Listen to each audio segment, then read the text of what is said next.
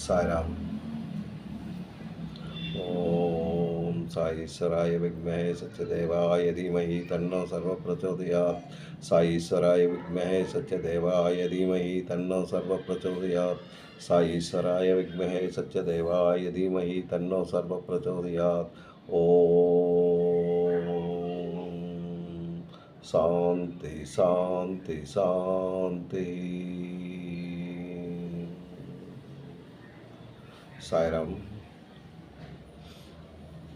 మనం కర్మ సన్యాసి యోగం 5వ అధ్యాయంలో నిన్నటి వరకు 6 శ్లోకాలు అయ్యాయి. ఇవాళ 7వ శ్లోకం.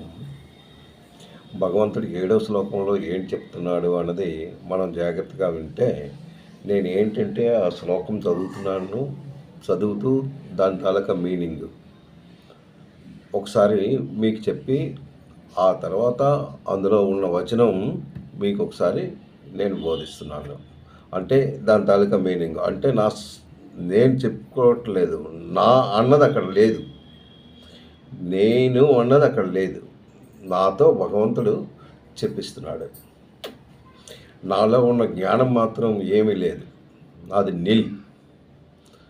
సో ఇది నేను ఈ శ్లోకం చదువుతూ దాని తాలూకా మీనింగ్ నేను చెప్తాను.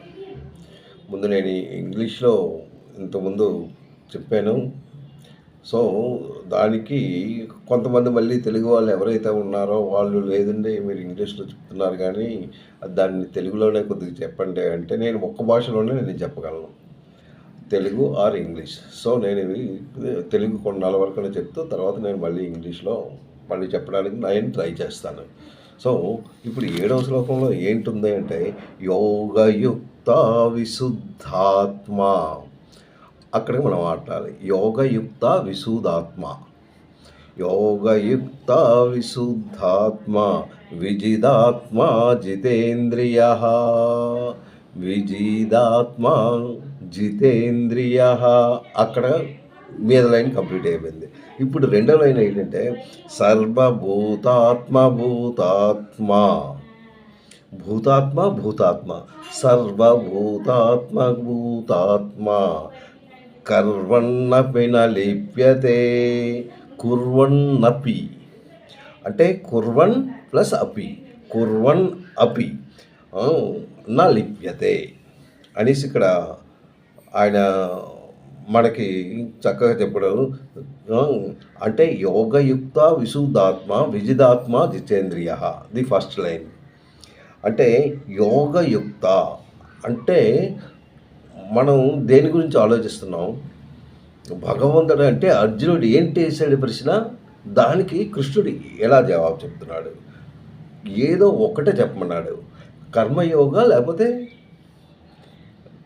సాంఖ్యయోగమా అంటే జ్ఞానయోగమా?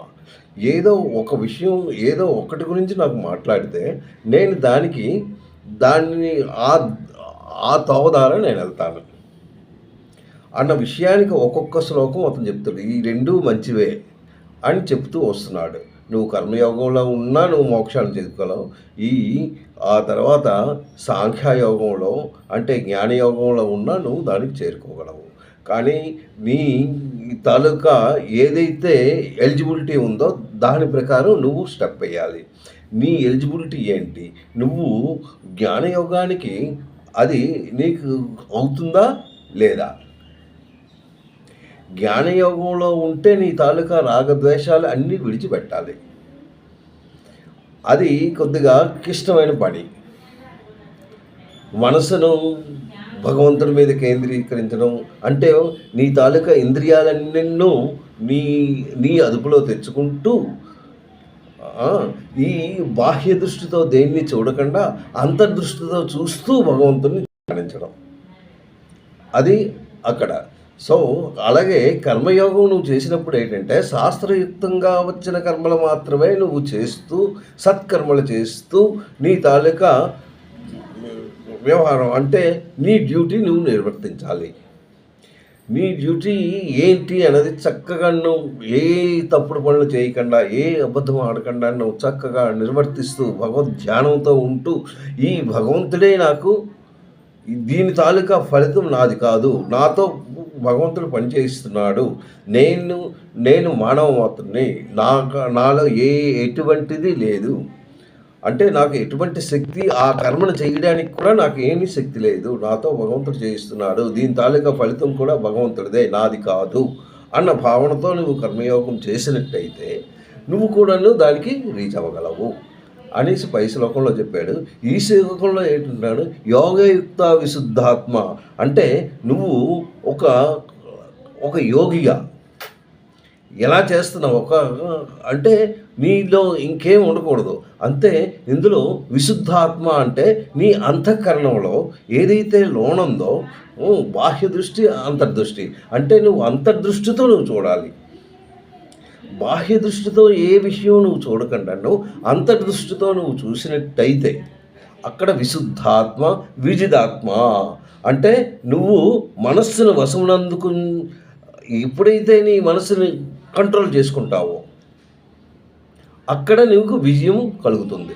అంటే విశుద్ధాత్మ విజిదాత్మ జితేంద్రియ, దాంట్లో నువ్వు జితేంద్రుడివై ఉంటావు. నువ్వు ఎప్పుడైతే మనసును కంట్రోల్ చేసుకుంటూ నీ తాలూకా ఏవైతే ఉన్నాయో ఇంద్రియాలన్నీ నీ అదుపులో పెట్టుకుంటూ ఇంద్రియాలను ఎటు పోనివ్వకుండా దేన్ని దృష్టితో అంటే ఏవైతే జ్ఞానేంద్రియాలు ఉన్నాయో ఇవన్నీ విషయాల గురించి పరిగెడుతూ ఉంటాయి. ఏదైనా వస్తువు గురించి అయినా దేని గురించి అయినా ఒకరితో మాట్లాడడం అవునే ఇవన్నీ ఏంటంటే భోగాల గురించి పరిగెడుతూ ఆ భోగాలు అనుభవించడానికి అందులో ఆనందం ఉందని దానితో పరిగెడుతూ నువ్వు ఏంటంటే తెల్లవారు లేచిన తర్వాత ఎక్కువగా నువ్వు ధ్యాన యోగంలో నువ్వు వెళ్ళడానికి నువ్వు ట్రై చేయవు. ఎందుకు అక్కడికి వెళ్ళిన తర్వాత నీ మైండ్ పరి విధాలు పరిగెడుతూనే ఉంటుంది. దాన్ని కంట్రోల్ చేయడం అంటే it is not ordinary thing. ఏదో తినేస్తున్నాము, పడుకుంటున్నాము, ఇది చేస్తున్నాము అంటే that is not the correct. The whole things అంటే భగవంతుని ధ్యానంలో ఎలా చెయ్యాలి అన్నది నువ్వు నేర్చుకుంటే అప్పుడు నీకు అవుతుంది. అదనమాట యోగయుక్త విశుద్ధాత్మ విజిదాత్మ జితేంద్రియ. నువ్వు దాంట్లో జితేంద్రుడివై ఉండాలి. దేంట్లో యోగంలో ఏ యోగం అంటే భగవంతునిది ధ్యానించడంలో ఒక యోగం ఉండాలి. ఆ యోగం ఉంటే కానీ అంటే నువ్వు ఏ యోగంలో ఉన్నావు, జ్ఞానయోగంలో ఉన్నావో కర్మయోగంలో ఉన్నావు. ఓకే, కర్మయోగంలో ఉంటే నువ్వు ఒక యోగి అవ్వాలి. ఆ కర్మలు నువ్వు చేస్తూ ఉన్నావు కానీ అది నీకు అంటకుండా జాగ్రత్త పరచాలి. పై శ్లోకంలో మీకు చెప్పాడు, నీకు దుఃఖ ప్రాప్తి అని అలాంటిది ఏం రాకుండా నువ్వు కర్మలు చేస్తున్నప్పుడు అంటే ఈ ఆకు మీద ఎలా ఉంటుందో తామరాకులో నీటి బుట్టి ఎలా ఉంటుందో అది ఆకర్షించకుండా అది జారిపోతుందో అలాగే నువ్వు కర్మలు కూడా అలా చేస్తూ ఉండాలని లాస్ట్ శ్లోకంలో చెప్పాడు కదా. అలాగే నువ్వు కూడా అలా నువ్వు చేసినట్టయితే నువ్వు జితేంద్రుడు అవుతాడు. నువ్వు జితేంద్రుడు అవుతావు. అందుకే జితేంద్రియ అన్నాడు. అంటే నువ్వు దాంట్లో విజయం చెందగలవు. దేంట్లో విజయం చెందగలవు? నీ మనస్సు, నీ తాలూకా ఇంద్రియాలు ఇవన్నీ నీ కంట్రోల్లో ఉన్నట్టయితే నువ్వు భగవంతుని చక్కగా నువ్వు ధ్యానించగలవు. నువ్వు ఒక పాయింట్కి రాగలవు. ఆ తర్వాత భగవంతుల్లో నువ్వు లింక్ అవ్వగలవు. లింక్ అవుతూ భగవంతుని ప్రార్థన చేస్తూ భగవంతుల్లో ఆ లింకులో ఉన్న ఆనందాన్ని నువ్వు పొందగలవు. ఏంటి ఆ ఆనందము? నువ్వు బాహ్య వస్తువులతో చూస్తూ బాహ్య ప్రపంచాన్ని చూస్తూ నువ్వు ఏదైతే నువ్వు ఆనందం పడుతున్నావో అంతకన్నా ఎక్కువ ఆనందం. అది ఆ ఆనందం ఏంటంటే చాలా తక్కువ. అఫ్కోర్స్ నువ్వు ఏదైనా ఒక మిఠాయి తిన్నావు, రసగుల్లా తిన్నావు, నీకు చాలా ఇష్టమైనదే, కానీ అది ఒకటి తిన్నావు బాగానే ఉంది. దాన్ని ఇక రెండవది తిన్నావు, మూడవది తిన్నావు, మరి ఇంకా నువ్వు తినబుద్ది అయింది. ఇంకా అంతే. ఆ తర్వాత నీ నోటి తాలూకా రుచి, ఆ తినే ఆనందం ఎలా ఉంటుంది? నువ్వు మంచి ఆకలితో ఉన్నప్పుడు అన్నం పెట్టారు, దాంతో ఏదో కూర ఏవో పెట్టారు.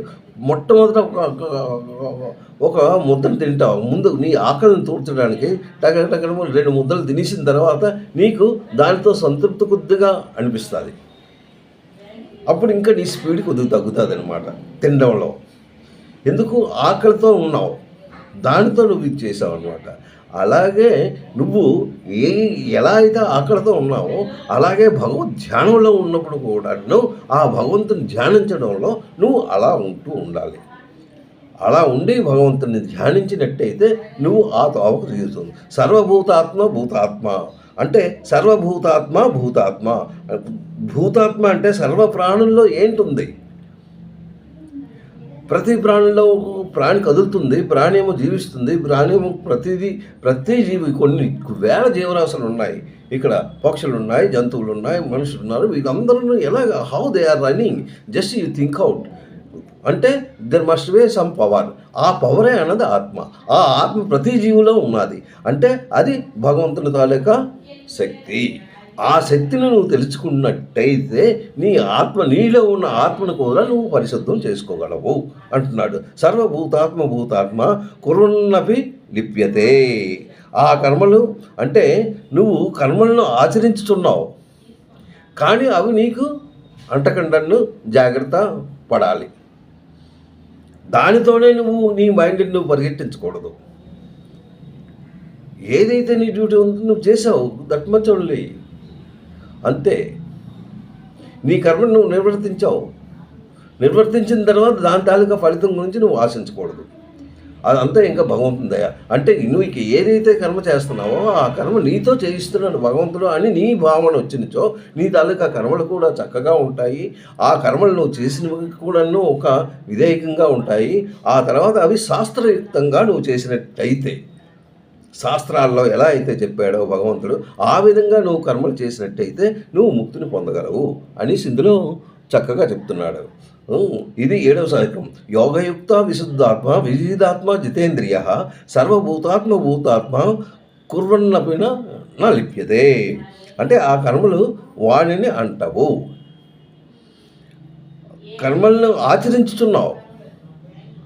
ఇది నేను చేశాను అని నువ్వు ఎప్పుడైతే గర్వపడుతున్నావో ఆ నేను అన్నది అహంభావం.